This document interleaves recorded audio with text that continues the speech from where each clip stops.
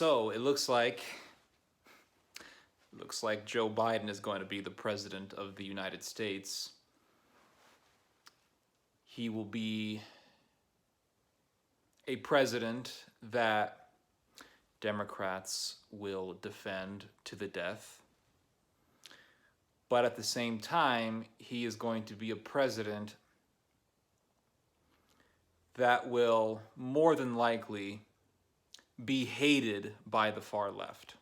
The far left will hate Joe Biden because Joe Biden is not going to fulfill their lunatic-ass desires. For example, like defunding the police, abolishing the police, or reallocating police funds and really redistributing them into other means and other departments that are very, very important for society, like mental health. We have to reallocate police funds and finance mental health experts and sociologists to better the mental health of society. That way crime will go down. Crime will go down with more Adderall, more Prozac, maybe some more Ritalin. We need more psychoactive drugs. We need more some of those psychiatric medications to help people with mental health issues. America has a mental health crisis, and what we don't need right now are a bunch of police officers with guns right now. I know there are people out there who are mentally ill, and they're waving knives around at random people, and maybe they'll, I don't know, stab an old woman or something like that. But that's the price we have to be willing to pay in order to just get rid of the policing of society and reallocate government funds that would otherwise go to racist, tyrannical, evil police officers and redistribute that money to mental health, to better the mental health of society. So the far left is going to hate Biden. The moderate Democrats, the typical conventional liberal, they're going to defend Biden, right? They're just going to defend Biden to the freaking death. But Biden is going to be hated by the left. And Mother Jones put out a really interesting article today, and it was about how a lot of lefties are not liking Joe Biden already. They are already complaining about Joe Biden because Joe Biden is not going to defund the police. At least that's what they think. That's how they perceive Biden. And Joe Biden himself has already said that he does not believe in defunding the police because the idea of defunding the police is absolutely insane. It's complete lunacy. Because police obviously, and I don't have to tell this to anyone because everyone already knows this, but police are an intricate, essential, and necessary part of society because it is a reality that there are a lot of people out there who don't mind killing others, who don't mind robbing others, who don't mind raping and stealing and pillaging and murdering. That's been the state of humanity since the beginning. Going all the way back to the Middle Ages, you had people who pillaged and who robbed and who invaded and who killed and murdered and ritually sacrificed people and cannibalized people. We've always had psychos and these evil, malicious people out there. So obviously, police are absolutely necessary. If you want to be the leader of a country, the last thing you want to do is get rid of something as essential as the police or jeopardize something as essential as the police. So I thought I would read to you guys some of the quotes from these left-wing fanatics, basically communist. These are Leninist. These are Trotskyites. These are people who would burn down the entire world and think nothing of it. They'll burn down the entire world, and then they would blame the whole world for them burning the world down. They would say, well, it's the world's fault. That's the type of people we're dealing with. But I'm going to read to you guys some excerpts from this article from Mother Jones. It's very, very funny. Black Lives Matter co-founder Patrisse Cullors fired off a short letter to Joe Biden and Kamala Harris. Oh, by the way, it's also possible that Biden will either be so incapacitated or so unable to function as the president that we could just have Kamala Harris as our de facto president, or she'll be like president by proxy, or it's also possible that Biden will die within his term as president, and then we'll end up with President Kamala. And I would love to see how the left reacts, the far left, the left-wing fanatics, how they react to Kamala. They're most likely going to be like, she failed us, and then some guy's going to get brutalized by a police officer or beaten up by a cop, I don't know. They'll get it on film, and then they're going to be like, oh, Kamala Harris did this, or she didn't do anything for us, and blah, blah, blah, or something like that. So I'll read to you guys some excerpts here from this article. So Black Lives Matter co-founder Patrisse Cullors fired off a short letter to Joe Biden and Kamala Harris. She wanted to congratulate them on their historic victory and also to request a meeting so she could share her organization's expectations for the next administration. In short, black people won this election, she wrote to them. Why did blacks vote for Trump in record numbers for a Republican? Like, Trump got more African Americans voting for him than any other Republican within recent history. It's pretty remarkable. So I really hate it when they try to like reduce every ethnic group to some sort of a ideological strata. Like, if you're black, you're automatically a Democrat. If you're Mexican, you're automatically like La Raza. If you ain't brown, you ain't down. Democrat, Cholo, putting spray paint, graffiti on the wall of some weird liberal artwork. If you're Palestinian, everyone automatically thinks that you hate Israel or that you're like a Middle Eastern Nazi or something. I just don't like it when people reduce an ethnic group just to like one group or one type of thinking. But this woman goes on to say, black people won this election. We want something for our vote. We want to be heard and our agenda to be prioritized. Well, they thought the same thing about Obama. And guess what? Everybody got mad at Obama. Well, the lefty communist hated Obama because he wasn't left-wing enough. And that's what happened in Ferguson. You had all these riots happening in Ferguson, and all these people were mad at Obama because Obama didn't do anything for them. Remember, what's his name? Michael Eric Dyson? He's still running around, but he's a fanatic liberation theologian lunatic. And I remember he said something like, stop praising Obama. Obama ain't Moses, he Pharaoh. So these people are never going to be happy. And the reason for that is because their demands are impossible. Well, they're not really impossible. You could get rid of the police. But they're very destructive. Their demands are delusional and destructive, and no sane and even the most somewhat normal person couldn't do their demands. Like, even if you have a remnant of morals, like, you could not fulfill what these people want. So they're never going to be happy because they ask and they demand for the delusional. They demand for something that is absolutely destructive, that no serious leader would ever fulfill. So they're never going to be happy. But the scary thing is that the presence of these people is becoming more and more ubiquitous. It started out on the internet, it's growing on the internet, but you're starting to see it manifest itself into reality. You see this Alexandria Ocasio-Cortez woman. She's an open socialist, and then you've also have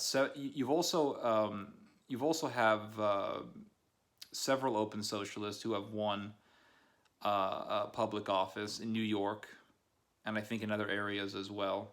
You have these politicians who are open socialists who have won local elections.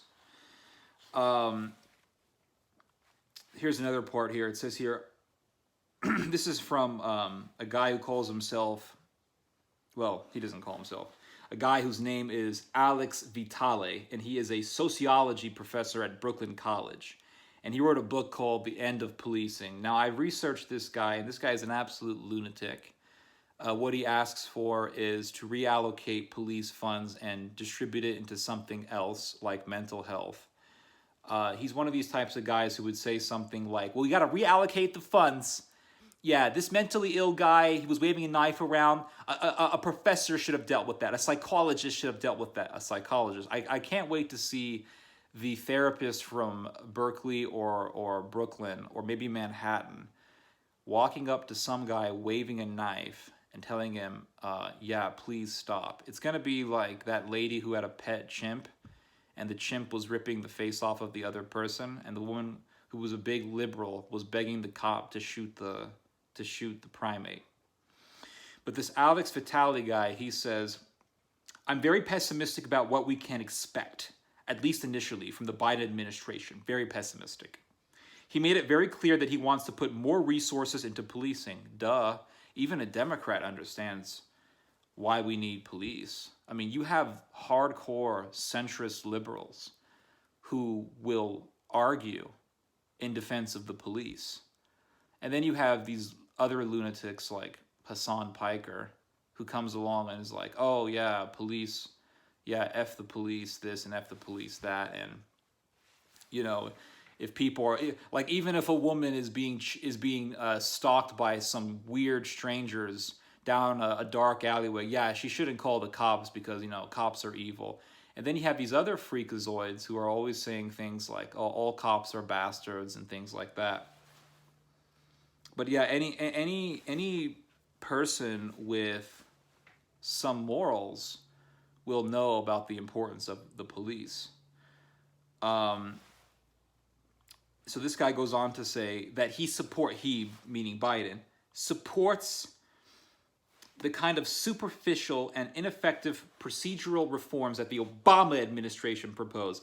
So these lefties are not even attacking a Republican. They're attacking other Democrats. They're attacking Biden, and they're even attacking Obama. Remember, Obama was like the shining star of America at one point in time. He was, you know, he was going to be the Big Mac McDonald's savior who was going to rescue all of the employees who were flipping Big Macs. This other lefty named Lex Stepling, who is a grassroots organizer in Los Angeles, said, quote, anything compared to the Trump administration is going to look sophisticated.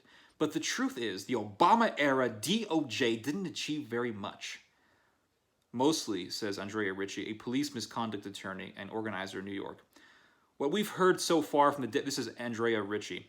What we've heard so far from the Democrat Party is that is what they're not going to do. I don't expect they will be supportive of the main demand from the streets. And what's the main demand from the streets? Looters.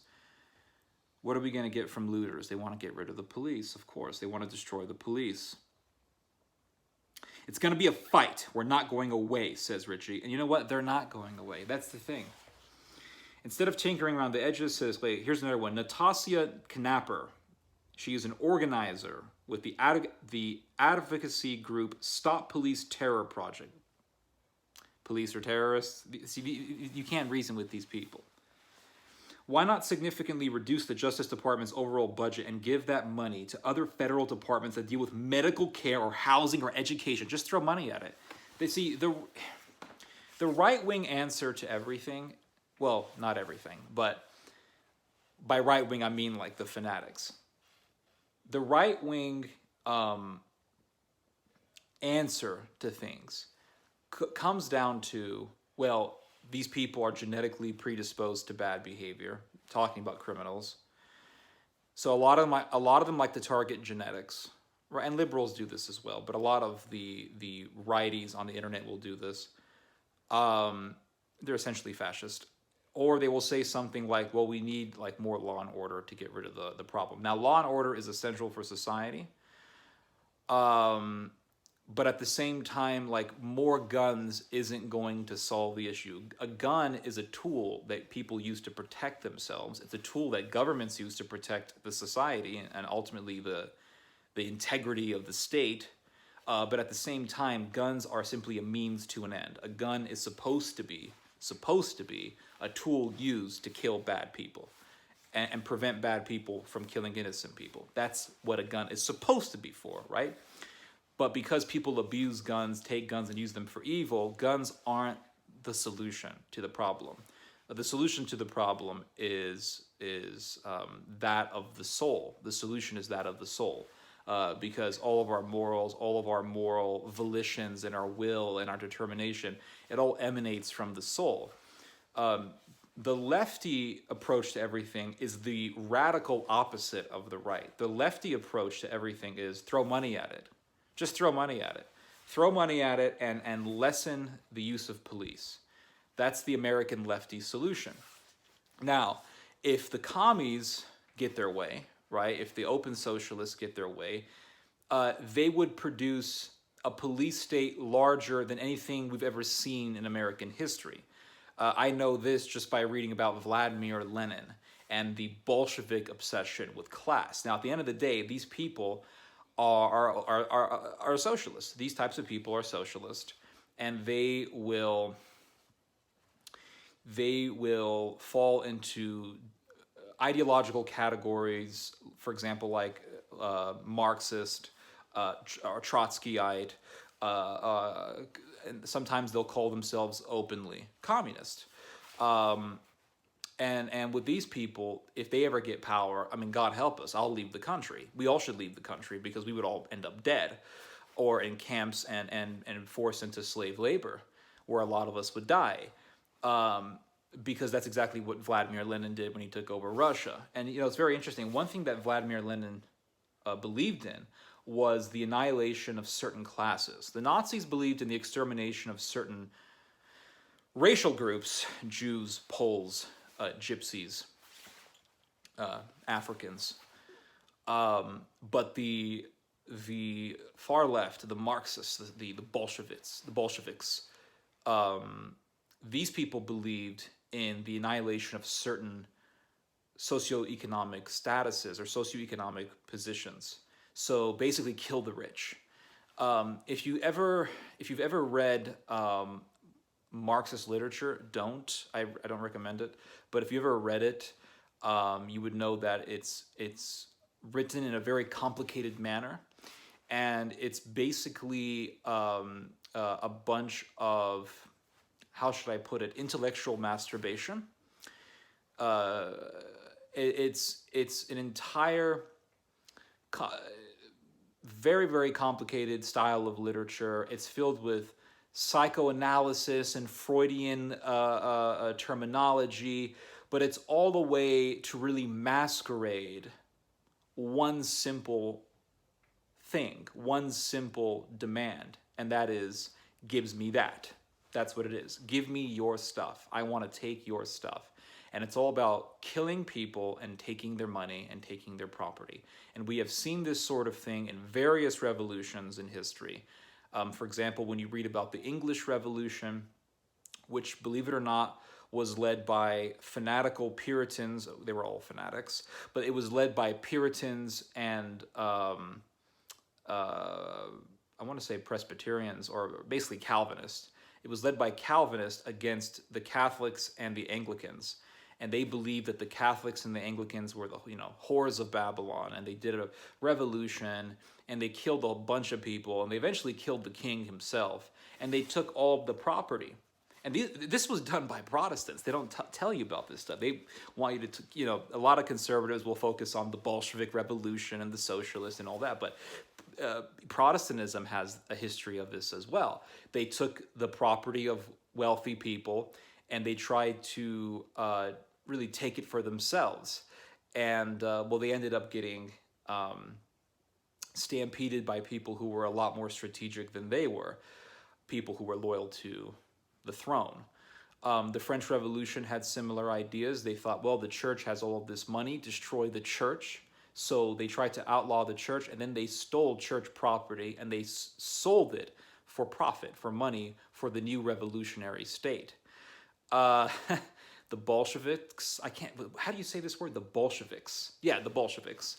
The Bolsheviks, they wanted to murder a lot of people, but there were two classes of people that they really wanted to exterminate. They wanted to exterminate the Cossacks, because the Cossacks were Christian and traditional, and they were loyal to Tsardom.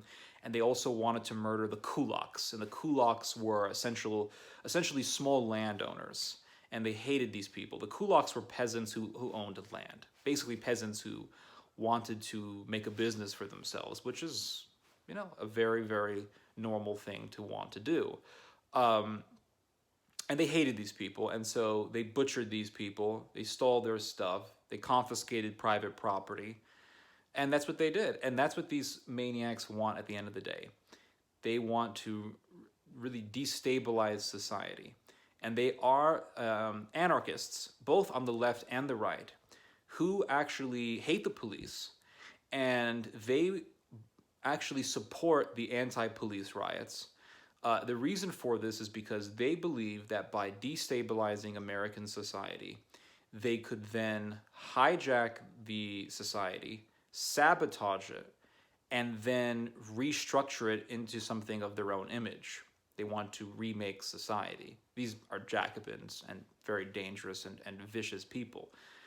And you see them on both the left and the right. It's not just lefties. There are a lot of righties who are this way as well. You have ANCAPs who are like this, and then you have the Boogaloo type people who are like this as well.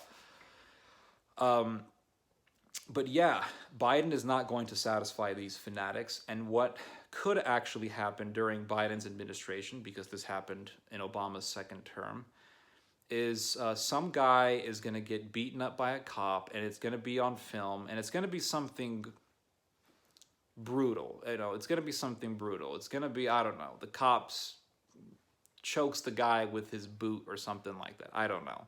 But it's going to be on film, and it's going to be distributed all over the place. It's going to go viral all over the internet. They're going to be playing it on television. Then you're going to have riots, and then they're going to say, why did Biden fail us? That's the problem with fanatics. They literally can never be satisfied. And we can learn this from any, you know, studying any fanatical revolution. Revolutionaries can never be satisfied. That's why traditionally dictators and monarchs would just kill these people.